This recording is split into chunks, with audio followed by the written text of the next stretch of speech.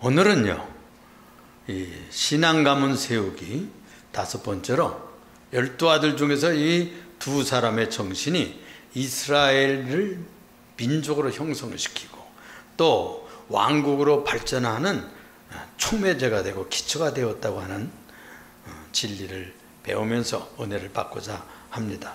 먼저 생각할 것은요, 우리 개인도 그렇고 가문도 그렇고 가정도 그렇고요, 뿌린 대로 거둬요. 심은 대로 거둔다는 것이 하나님이 주신 우리 인생의 중요한 법칙이다 하는 겁니다. 하나님은 어떤 삶을 사는 나를 보시고 그 가문을 축복하시는데, 놀랍게도 이 하나는 유다 가문에서 남유다 왕국이 일어났어요. 그리고 또 하나는 이 요셉 가문에서 북왕국 이스라엘이 일어났던 것입니다. 그래서 이 요셉에게 2 아들이 있었어요. 그런데 이 2 몫을 주었습니다. 너무 수고했다고 2 몫을 주어가지고, 사실은 12아들이 따로 있었는데 나중에 이 요셉의 아들은 2 몫을 주고 다른 지파가 탈락하는 그런 얘기가 나오는데, 그 단지파라고 하는 단지파가 있었는데 이 지파는 우상을 섬기다가 사라져요. 또 하나는 루벤 지파인데 이 서모와 이렇게 좋지 못한 관계를 가져가지고 아버지의 명예를 실추시키고 아주 근친상간하는 그런 아주 못된 짓 때문에 하나님께서 그 12지파에서 탈락하는 그런 비극을 가지게 되는 것입니다. 그런데 이 형 므낫세는 그 2 아들이 있었는데 하나는 형이거든요. 형이 므낫세 이름, 모든 걸 다 잊었다. 얼마나 고생했으면. 요셉이 너무나 고생을 많이 했잖아요. 시련을 많이 겪어서 나의 모든 눈물과 수고와 고난을 잊겠다 그래가지고 첫 아들 낳았을 때 그걸 므낫세라 이렇게 지었어요. 그 다음에 둘째 아들은 그다음에 너무나 풍년을 당하고 또 출세하고 이집트의 총리로 이렇게 권력을 누리면서 행복하게 살았잖아요. 그래서 그 이름을 둘째 아들 에브라임, 풍요하다, 풍성하다 하는 뜻을 가지고 있는 이름을 지어 주었던 것이거든요. 그런데 우리가 그 역사를 보면은 이제 다윗 다음에 솔로몬이 나오는, 솔로몬이 지혜로운 왕인데도 불구하고 인본주의로 나가다가 결국에는 실패하고 그 아들 때에 가서 르호보암 때 그 나라가 갈라지잖아요.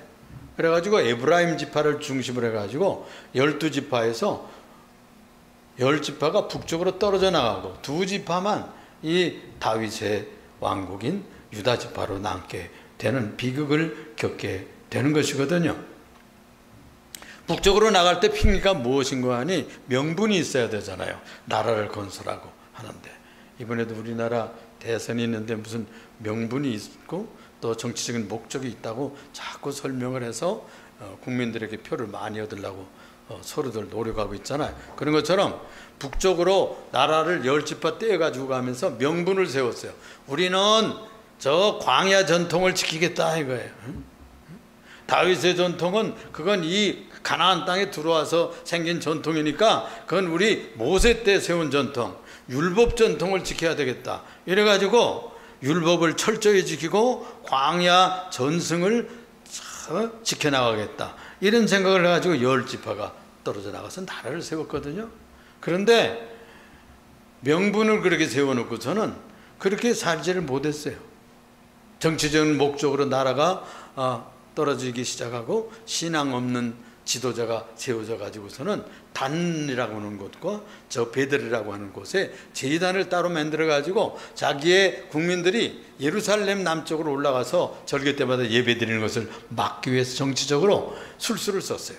그래서 제단 둘을 세워 가지고 거기다가 이집트의 신이었던 황소신 아피스라고 하는 황소 상을 만들어 놓고 그 제단을 만들어 놓고 거기 가서 이것이 바로 너희를 출애굽시킨 여호와다 이렇게 우상 숭배를 시켰던 것입니다. 그리고 절기도 8월 15일로 정해가지고서는 이렇게 따로 만들어 가지고 그러니까 유태계의 이단이 발생하게 된 거예요. 그래서 하나님께서 그 나라를 징치하게 되는 것이거든요. 그리고 그들이 무엇을 좋아했는고 하니 가나안 신들을 좋아했어요. 아스타롯 신을 좋아하고 바알 신을 좋아했던 것입니다. 그래서 그들이 다 우상 숭배로 말미암아서 여호와 하나님, 크신 하나님을 버리고 하다가 매맞게 되는 거예요. 그래서 그들이 721년에 하나님이 요셉을 보내셔가지고 주었던 그런 축복을 잊지를 못했어요. 그러니까 이 자녀들의 이름도 잘 지어야 되겠어요. 그래서 그 고난의 의미를 이어가야 됩니다. 물론 고생한 걸 다시 되풀이해서는 않기 위해서는 고난을 기억하라고 그러잖아요. 고난의 역사를 잊는 민족은 또 고난을 잊는다는 거예요. 또 이어간다는 거예요. 그러니까 고생하고 눈물을 흘렸던 그 시대를 아주 이를 갈면서 잊지 말고 기억해야 되는 것입니다. 우리가 원수는 용서하고 미워하지 않아야 되지만은 그러나 그때 당한 일은 잊지 말아야 또 당하지 않는다는 것인데, 그래서 문하세라는 말이 잊는다는 뜻이에요. 그래서 몽땅 좋은 의미도 잊어버린다는 뜻은 안 되겠다, 그런 말이에요. 그래서 여러분들의 가정과 개인사에서 당했던 모든 고생과 눈물과 수고, 그런 것들의 모든 고생은 되풀이하지 않기 위해서 오히려 잊지 말아야 된다는 것이죠. 가문도 마찬가지고 민족도 마찬가지요. 또 한 가지 그들이 망했던 뜻은요, 물질주의로 나가서 그래요. 이 에프라임이라는 말은 풍요하다, 경제제일주의로 나갔다 이거예요. 물질 중심주의로 나갔어요. 하나님께서 축복하시면 부유해지고 풍요해지는 것을 잊어버리고 가나안 신 바알을 섬기면 농사가 잘 된다, 이런 말에 속았어요. 또 아스타롯 여신을 즐겁게 하고 섬기면 양새끼를 많이 낳는다, 이래가지고서는 이 가나안 신에 심취해가지고 그들이 물질주의의 매력에 떨어졌어요. 또 쾌락주의의 매력에 떨어져가지고 바알신을 섬기다가 이 북왕국이 망하게 되는 거예요. 그때가 바로 721년 주전 아시리아 제국에 패망하게 되는 것입니다. 그렇습니다. 여러분, 우리가요, 므낫세 잊지 말아야 됩니다. 에프라임 물질주의로 나가면 안 돼요. 하나님 중심주의로 나가고 그 물질 자체를 주시는 분이 누구냐, 그걸 잊으면 안 되죠. 물질 자체를 붙들면 안 돼요. 그것을 주신 하나님이 계신다는 것을 알아야 되는 것이죠. 두 번째로 생각할 것은 뭐냐면은 이 유다의 정신을 잇는 지도자가 있었어요. 그러니까 북왕국은 요셉의 정신을 잘 못 이어가지고 그만 그렇게 되었고, 남왕국 유다는요, 이 유다 왕국은 유다의 정신을 잘 잇는 출중한 인물이 나타나는데 다윗이라고 하는 사람이죠. 이 사람이 소명이 되었어요. 어느 날 사무엘이 이 집을 찾아옵니다. 선지자가 찾아와가지고 아들들 중에서 골라가지고 기름 붓는 일이 있게 되는 겁니다. 하나님께서 사무엘에게 이르시되 이렇게 얘기합니다. 내가 이미 사울을 버려 왕이 되지 못하게 하였거늘, 이스라엘 왕이 되지 못하게 하였거늘 내가 그를 위하여 언제까지 슬퍼하게 되냐, 이러면서 책망을 하시는 거예요. 너는 이제 뿔에 기름을 듬뿍 담아가지고 채워가지고 가라. 내가 너를 베들레헴 사람 이새에게 보내려니 이는 내가 그 아들들 중에서 왕 하나를 보았다 하는 겁니다. 그래가지고 이새의 아들들 중에서 기름 붓겠다는 거예요. 이래서 사무엘이 그랬어요. 여호와 하나님 아버지, 아니 그러면은 지금 왕이 계신데 왕의 기름을 부으면 그걸 알면 사울이 나를 죽이려고 그럴 거예요.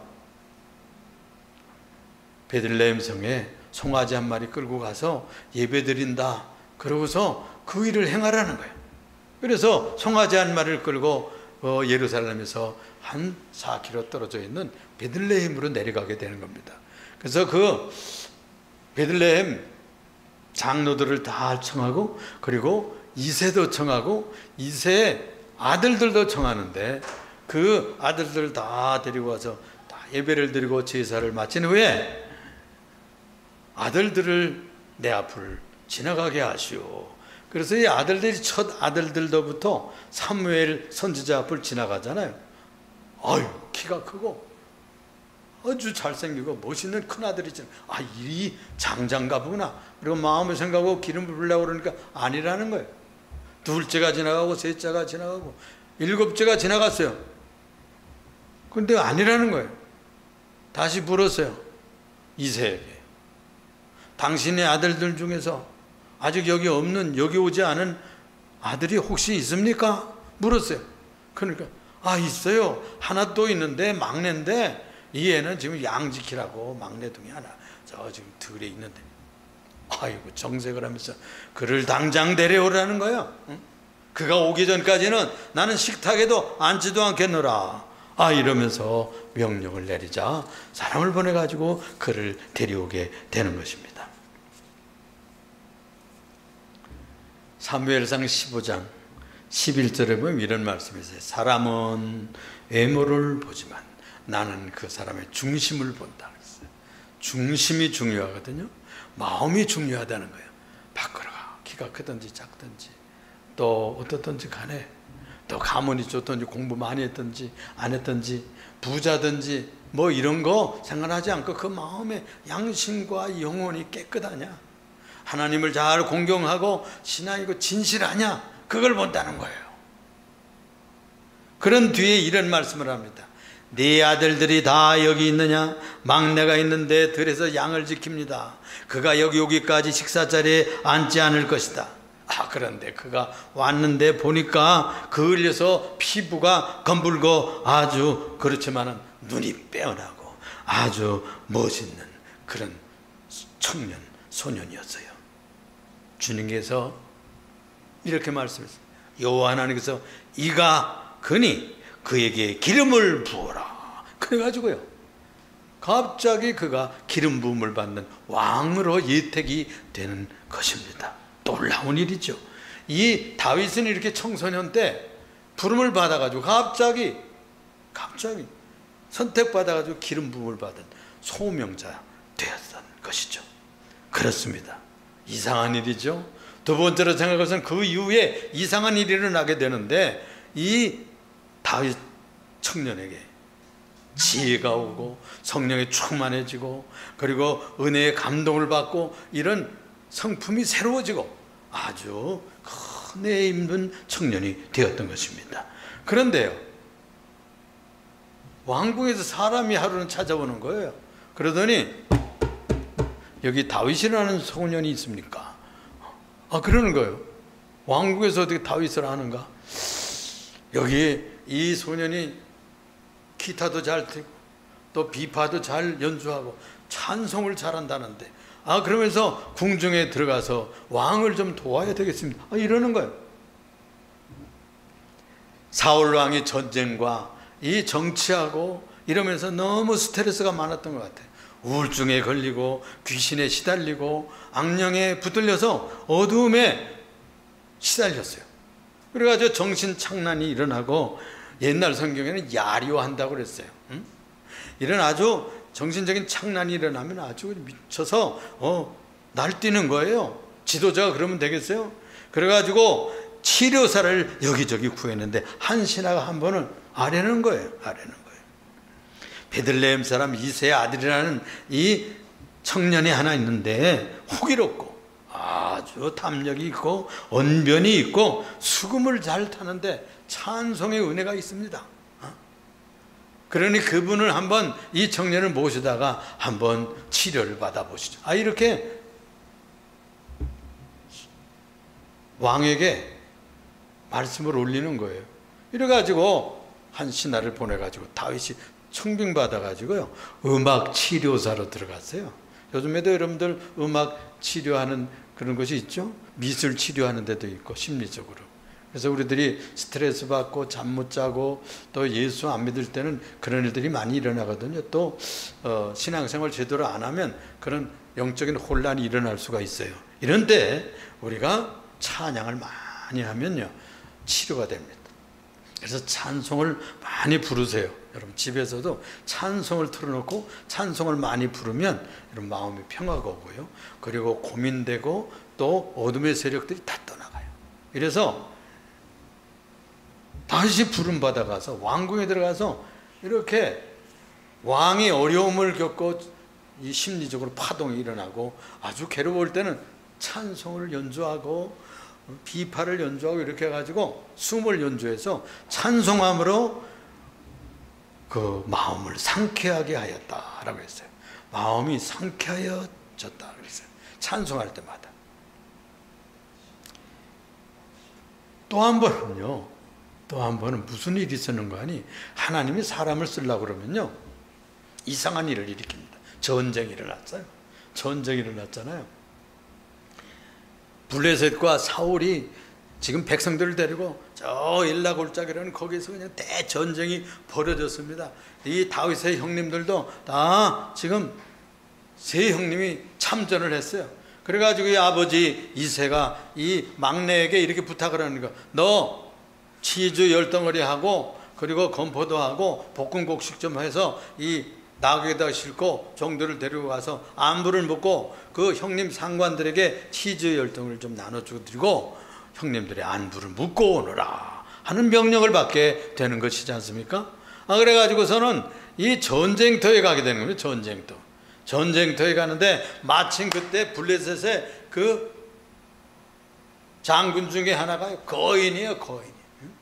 거인인데 그 요즘 척수로 따져보니까 3m예요. 3m. 아이고 1m 50에 2번. 작은 사람들의 2배나 되는 거예요. 이런 거인이 말이에요. 무장을 하고 그냥 창을 들고 그리고 방패를 들고 단창을 꽂고 뭐 이러고 나와서 그냥 이스라엘을 모독하고 자기하고 대결할 자를 하나 내보내라는 거야. 그래가지고 나와 싸워서 이기면 우리가 너희 종이 될 것이고 만일 너희가 나한테 지면 너희가 우리의 종이 되어야 하리라. 이러면서 그냥 위협하고 공갈하고 협박하고 으렁으렁 되니까 이게 뭐 그냥 모든 이스라엘 군대는 그냥 쫄아가지고요. 아주 약호가 죽어 있어서 아주 두려움에 떨고 다 구멍에 들어가서 나오질 않고 있어요 지금. 바로 그런 판에 다윗이 그 전장터에 가보니까 고래고래 소리를 치르는 이 골리앗이라고는 블레셋 대장이 말이에요. 이스라엘을 모독하고 그리고 여호와 하나님의 이름을 모독하는 거예요. 그래서 이럴 수가 있나? 이래가지고 다윗이 일어나잖아요. 다윗이 일어나가지고 여러분들 다 알죠? 우리가 이 다윗의 블레셋 장군 골리앗을 때려눕힌 얘기는 너무나 잘 알지 않습니까? 그래가지고 사울 왕 앞에 내가 싸우겠습니다. 그래가지고 나아갔어요. 보아오니 내 마음은 기특하나 너는 아직 청소년이고 저 적장 골리앗은 아주 백전노장이다. 내가 싸우기 어려울 거야. 그래도 아닙니다. 내가 우리 아버지의 양을 칠 때 내가 곰과 싸워 이겼고 사자 입을 찢었습니다. 그때도 여호와 하나님께서 나를 지켰은즉 여호와 하나님의 이름을 저 모독하는 저 골리앗을 내가 때려 눕힐 수 있습니다. 그러면서 자꾸 나가겠다는 거예요. 그래가지고 허락했잖아요. 그래서 사울이 자기의 그 갑옷을 입혀보았어요. 큰 갑옷이 맞지를 않아요. 이거 불편한데요. 그래서 벗어놓고 물매를 5 고르고 물매 하나 들고 나갔어요. 이렇게 뭐 하나 뭐 나오는데 소년이 하나 나오는 거야. 이 청소년 우습게 봤지. 야, 네가 나를 뭐 강아지로 알고 나온 거야? 막대기 들고 나와서? 그러고서는 비웃고 내가 오늘 너를 죽여서 저 까마귀와 새들이 밥이 되게 하겠다. 그러면서 블레셋의 신의 이름으로 저주를 하는 거예요. 그러자 이 다윗이 그렇게 얘기하는 거예요. 너는 단창과 칼과 그리고 방패로 나오지만 나는 만군의 여호와 하나님 여호와의 이름으로 너에게 나간다. 그러면서요 물맷돌 하나를 주머니에서 5개 중에서 하나를 골라가지고 물매에다 얹어가지고요 달려가면서 던졌잖아요. 여러분 옛날에는 그 참새 쫓고 그렇게 하려면 논에서요 이 대나무 있잖아요. 대나무 끝을 이렇게 갈라요. 그러면 돌을 거기다 끼워요. 그래가지고 확 던져요. 그러게 되면 참새들이 훅 날아가고 그러던 기억이 납니다. 그런 것처럼 이스라엘에서는 곰을 쫓아내고 그리고 늑대를 쫓기 위해서 그 물매를 많이 이 목자들이 연습을 했던가 봐요. 그래서 뭐 백발백중이라 베냐민 지파에서는요, 이 돌을 물맷돌을 돌리진 백발백중 맞추는 군인들이 많았잖아요. 그래가지고 전선에 제일 앞장서서 나가곤 했던 것입니다. 이렇게 다윗이 바로 이 청소년 시절에 아주 이 물매를 잘 던졌어요. 그래가지고 돌리다가 던졌는데 이것이 쉥 소리를 나면서 가가지고 누구의 이마를 맞췄다고요? 골리앗의 이마예요. 거기 성경에 보면 박혔다고 그랬어요. 박혔어. 아무리 3m 거인이라 할지라도 돌이 이마에 박히니까 무너질 수밖에요. 쓰러질 수밖에요. 그래가지고 쓰러지니까 다윗이 어떻게 했나요? 칼은 없고 그래서 칼을요, 그 골리앗의 칼을 빼가지고 달려가가지고 그 목을 밟고 골리앗의 적장이 칼을 빼서 그 목을 칩니다. 이러자 온 이스라엘이 그냥 우와 일어나가지고 그냥 공격했고, 저 블레셋 군대는요, 자기의 대장이 무너지니까 그냥 주랭랑 치다가요 그 전쟁에서 대승리를 하게 됩니다. 이렇게 해서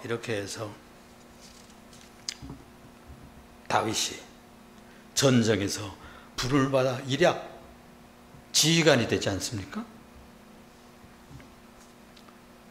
그런데 이 문제가요, 이 대승리한 날이 사실은 다윗에게는 곤란, 환란, 시련의 시작이기도 했어요.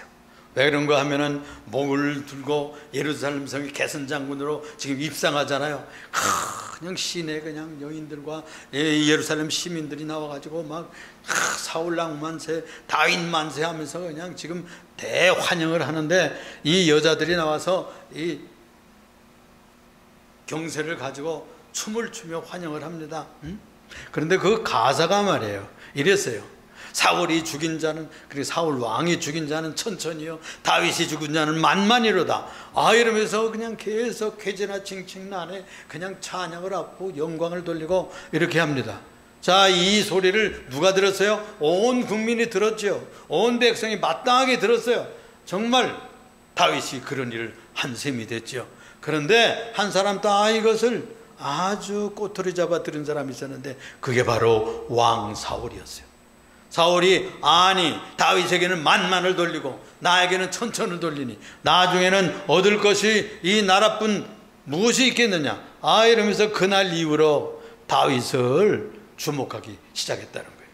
이래가지고요, 그가 출세를 합니다. 당장 지휘관이 되었고 또 군대를 맡는 군 대장이 되었지만은 그런 미움받기 시작하고, 나중에는 미갈이라는 그 사울의 딸 공주와 결혼도 하고 부마 사위가 되잖아요. 그렇지만은 이 사울이요, 정신적으로 너무 괴로워했어요. 그리고 이 커가고 그리고 인기 있고 그리고 존경받는 다윗을 감당할 수가 없었어요. 이래가지고 그는 사위를 죽이려고 그랬어요. 다윗을 죽이려고 그랬잖아요. 그런데 하나님께서 이렇게 저렇게 해서 겨우 살아서 도망 나온 것이 그의 인생의 고난에 출발했습니다. 이 사람이 말이에요,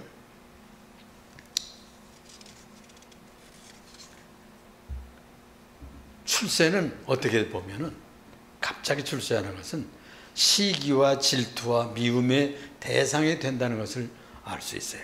그러면 요즘에 그 대선의 주자들이 나가면서 얼마나 서로 지금 경쟁하고 있잖아요. 옛날에는 뭐 그렇게 대단히 아주 뭐 존경하고 최고의 멋있는 지도자 될 것이다 뭐 이렇게 해서 하더니 또 서로 지금 뭐 그 점수를 깎고 그러잖아요. 완전히 태도가 바뀌잖아요. 그러니까 최고로 나가려고 그러면 그만큼 대적들도 많은 거예요. 경쟁자도 많고 미움도 받고 그러는 거예요. 하나님께서는 이 다윗을 훈련시키는데 양이나 치고 뭐 이렇게 심부름이나 하고 믿음만 좋고 뭐 하나님을 찬양하는 은사를 받은 자지만 사실은 국민의 심성을 모릅니다. 나라의 통치자로 왕이 된다고는 정치 세계를 모르는 거예요. 이 정계라고 하는 것은 정말로 파도가 많고 시기와 질투가 많고 경쟁이 많고 살해의 모의와 그리고 위험이 많은 그런 길이라고 볼 수가 있는 것입니다. 하나님께서요, 지도자를 만들기 위해서 이 다윗을 시련의 길에 입학시키는 거예요. 시련의 학교에 입학하게 되는 것입니다. 사울의 정적이 됐으니 이제는 뭐 정말로 이제는 정치적으로 출세하기는 힘들겠다, 이런 정도로 아주 반대편에 서게 되는 것입니다. 사울의 왕자 그 요나단하고 아주 절친이 됐어요. 절친. 그래서 뭐 생명을 주고, 그리고 뭐 왕자가 너무나 다윗을 사랑해 가지고 갑옷도 다 벗어주고 띠도 벗어주고 칼도 선물하고 뭐 이러면서 그를 얼마나 극진히 사랑하고, 그가 자기가 왕이 되면 나중에 그를 아주 이인자로 세우려고 그렇게 애썼어요. 그런데 사울 왕은 그렇게 생각하지 않았어요. 이래가지고 어디로 도망가는 거 아니에요? 아둘람이라고 하는 굴로 도망갑니다. 아둘람 굴에 도망했는데, 그때 이스라엘의 억울한 사람들, 반체제 인사들, 사울 왕에게 불만을 품었던 사람들 400명이 모여요. 400명. 여기서 이 아둘람 굴에 가지고 얼마나 고생을 하는지 모르는데, 거기에서 뭐 어떤 일을 하는 거 아니, 자기 지파 또는 그 이스라엘에 고난받는 사람들을 위로하는 거예요. 왕은 사실 그걸 해야 되거든요. 그런데 다윗이 그것을 했어요. 삶의 현장에 들어가서 백성들과 함께 먹고 마시고 또 나라를 편안하게 멋있게 이끌고 싶어하는 열망과 지도력을 가진 그런 장군들, 그런 깜들을 데리고, 인사들을 데리고 400명, 나중에는 불어나가지고요, 이 사람들이 몇 명이나 된지 압니까? 600명. 600명의 측근들이 생겼어요. 나라를 만들려면요, 좋은 인재들이 있어야 되거든요. 대통령 혼자 나라 못 지켜요. 그를 돕는 이들이 있어야 됩니다. 그래서 당이라고 하는 것을 만들잖아요. 그런 무리와 어울려서 나라를 이끌고 함께 만들어가는 것이죠. 그래서 이 다윗도 그렇게 400명에서 600명으로 늘어났어요.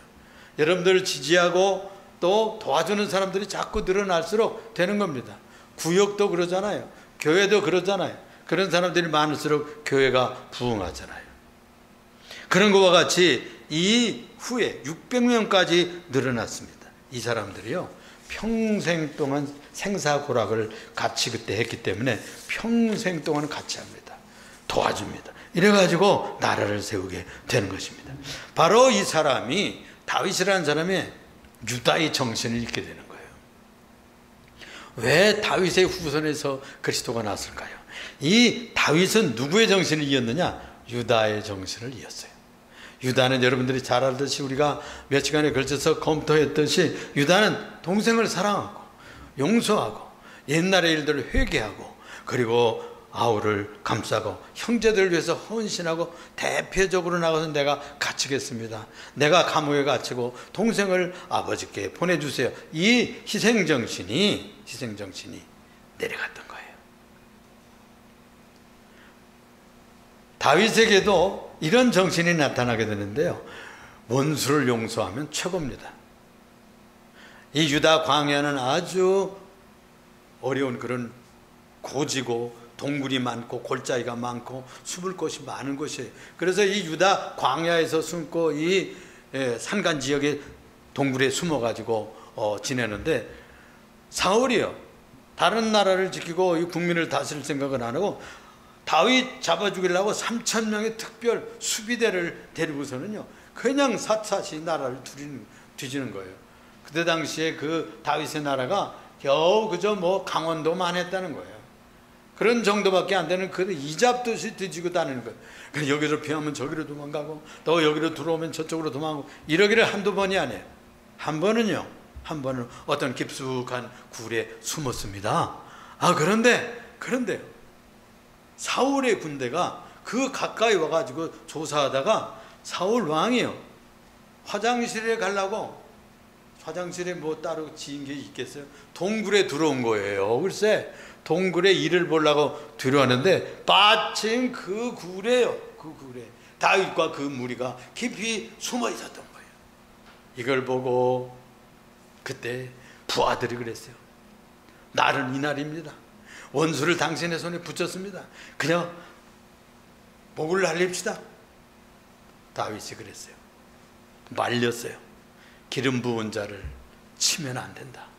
그러면서 옷자락만 가만 가서 옷자락만 한쪽을 비웠잖아요. 비고서는 일 다 보고 나가는 저 한참 저 갔는데 불렀어요. 사울 왕이여, 사울 왕이여, 다윗이 당신을 해하려고 한다는 그 말은 거짓말입니다. 하나님께서 당신을 나에게 붙였지만 내가 오늘 당신을 살렸습니다. 그러면서 옷자락을 보였어요. 그러니까 거기에서요 웁니다. 사울 왕이요, 원수를 보면 그냥 보내는 자가 누가 있겠느냐. 그러면서 내가 심히 잘못했구나. 그래서 돌아갔어요. 그런데 세월이 가면 또 역사가 일어나서 마음에 갈등과 증오가 일어나가지고 그러기를 또 삼천 수비대를 데리고 그냥 또 다윗이 있는 곳에 왔잖아요. 하루 종일 행군하고 온 3,000명이 어디에 누웠을까요? 다 장막을 치고 진지를 구축하고 가운데는 왕의 텐트를 치고 그리고 다 방 깊이 다 자고 있었어요. 그런데 다윗과 아비새 장군이 둘이 들어가 가지고 창과 물병을 가져오는 거예요. 사울 왕이 그때 창으로 찌를 수 있었어요. 아비새가 그랬어요. 말씀만 하세요. 하나님께서 붙였습니다. 이건 원수가 앞으로 붙인 날이에요. 그냥 두 번 찌를 거 없어요. 한 번만 찌르면 이 왕은 날아갑니다. 그렇지만 말렸어요. 전쟁에서 망하든지 하나님께서 그 이스라엘의 원수에게 망하든지 하나님께서 저지하실 것이다. 기름 부은 왕을 내 손으로 칠 수 없다. 그래가지고 살려보냈어요. 그래서 얼마든지 죽을 수 있는 그런 기회, 원수가 아플 수 있는 기회를 두 번이나 양보했어요. 이 얘기는 무슨 얘기냐 할 것 같으면 원수를 용서했다는 거예요. 그 정신이 어디에 뿌리를 하고 있다고요? 바로 요셉에게 또 유다에게 정신이 뿌리하고 있는 겁니다. 이걸 다윗이 실천했어요. 그리고 그 이후에도 나라를 만들고요, 사울의 후손들을 다 돌봤어요.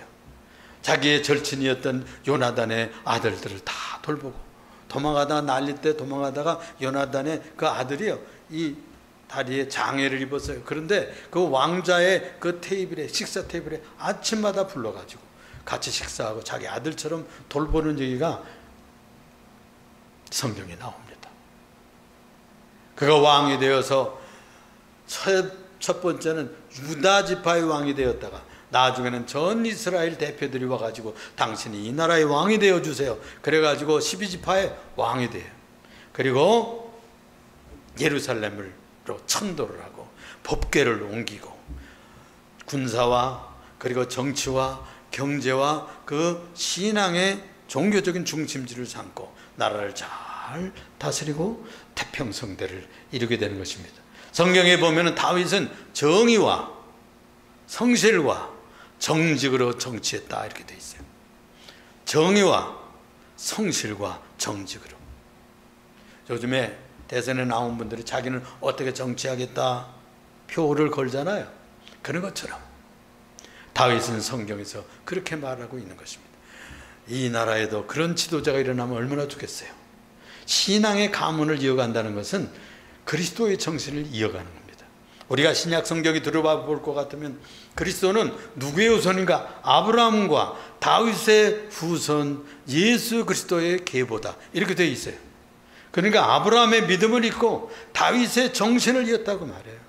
그것이 바로 누구냐? 예수 그리스도의 용서의 정신, 엄청난 죄를 지어서 지옥 갈 수밖에 없는 우리들을 다 용서하시고 자기가 십자가 지었어요. 그래서 이 그리스도의 정신은 하나님의 정신이고 성령의 정신이고 삼위일체 하나님의 하나님의 형상의 정신이에요. 그래서 우리가 예수 믿는 이들은 예수 그리스도를 본받아야 돼요. 다윗을 본받고 아브라함을 본받고 그 그리스도의 정신을 본받는 그런 가문들을 만들어 갈 수 있어야 됩니다. 우리 예림교회 성도들은 다 이런 귀한 지도자들의 길을 본받는 성도들이 되시기를 주님의 이름으로 축원합니다. 축복합니다. 기도하겠습니다. 사랑이 많으시고 은혜가 풍성하신 주만군의 하나님 아버지, 감사와 찬양과 영광과 존귀를 주 앞에